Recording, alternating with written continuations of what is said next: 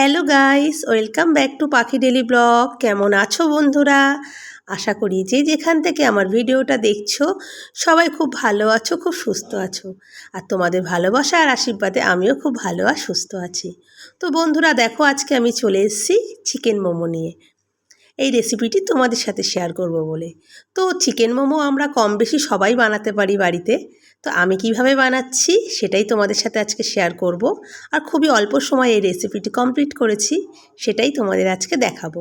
তো বন্ধুরা ভিডিওটা স্কিপ করো না, প্রথম থেকে শেষ পর্যন্ত দেখো, আশা করি তোমাদের ভালো লাগবে। তো দেখো, সকালের দিকে আমি চিকেন রান্না করেছিলাম আর কিছুটা চিকেন আমি রেখে দিয়েছিলাম। তো সেই চিকেনটাকে আমি দেখো প্রথমে মিক্সিতে দিয়ে একটু ব্লেন্ড করে নেব। আর এদিকে দেখো তোমাদের দাদা আমাকে হেল্প করছে, পেঁয়াজ রসুন আদা যা যা লাগে সব কিছু কেটে দিচ্ছে। তো আমি এটাকে ব্লেন্ড করে নিই, তারপরে আবার ফিরে আসছি।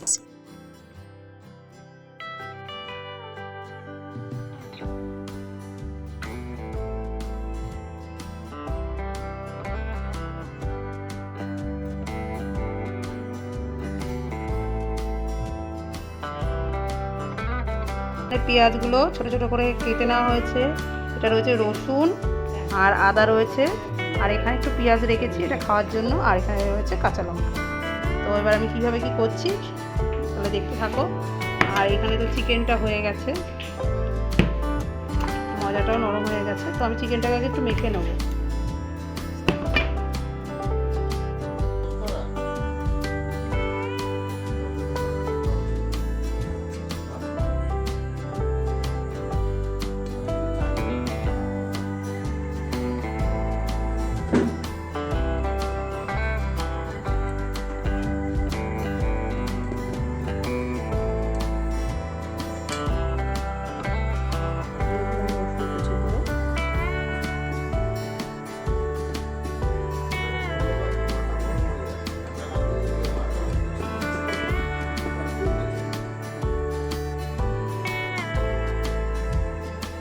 দিয়ে দিলাম আদা কুচি,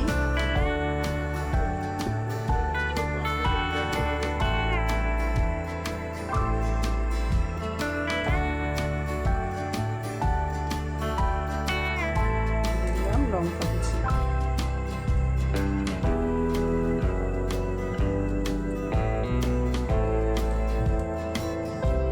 একটা স্বাদ অনুযায়ী সামান্য লঙ্কার গুঁড়ো, যেহেতু লঙ্কা কুচিয়ে দিয়েছি খুব বেশি ঝাল দেবো না। দিয়ে এবার এটাকে আমি ভালো করে মেখে নেব।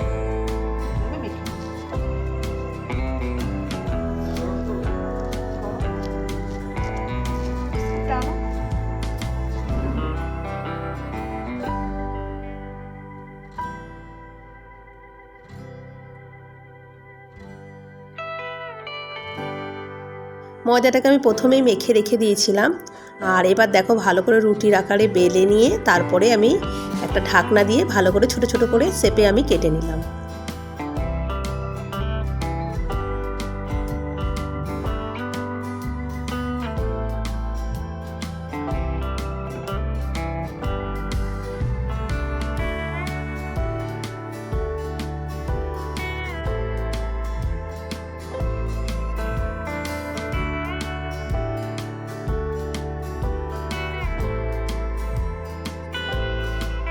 ময়দার এই লেচির মধ্যে এবার আমি অল্প অল্প করে চিকেন পুরগুলো দিয়ে দিলাম। আর শাড়ি যেইভাবে কুচি দেয় ঠিক সেইভাবে কুচির মতন করে করে আমি এর মুখটাকে আটকে দেবো।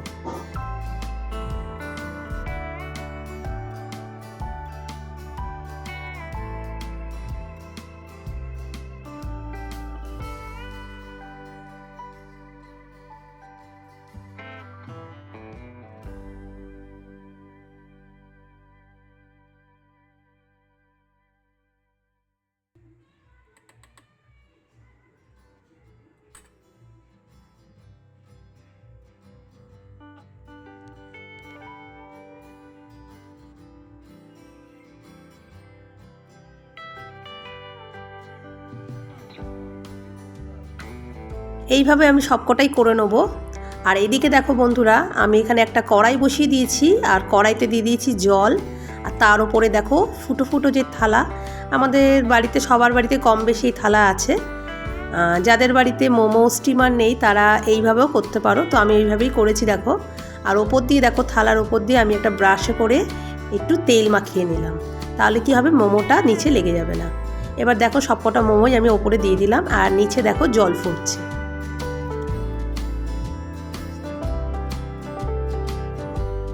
তো গ্যাসের আঁচটাকে প্রথমে আমি জোরে দিয়ে দিয়েছিলাম, জলটা যখন ভালো করে ফুটে গেছে তখন আঁচটাকে আমি একদম লো করে দিয়েছি।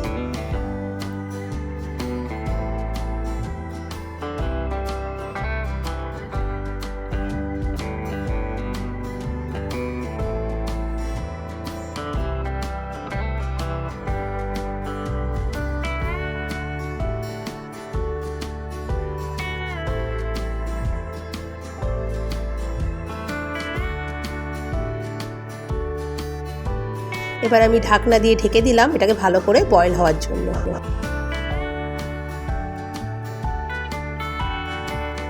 বন্ধুরা দেখো আমার চিকেন মোমোগুলো রেডি।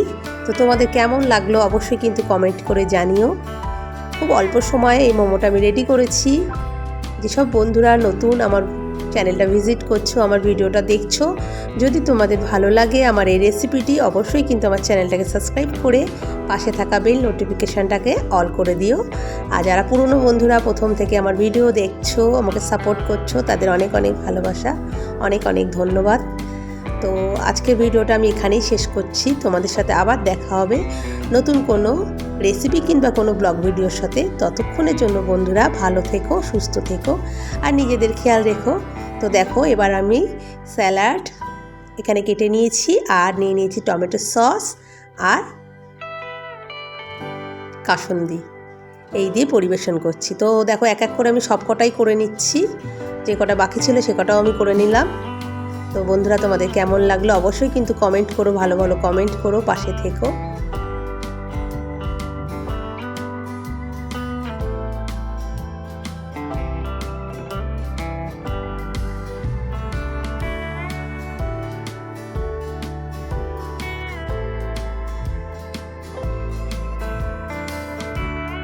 আর যেসব বন্ধুরা ফেসবুক পেজ থেকে আমার ভিডিওটা দেখছো তারা কিন্তু অবশ্যই আমার পেজটাকে ফলো করে দিও।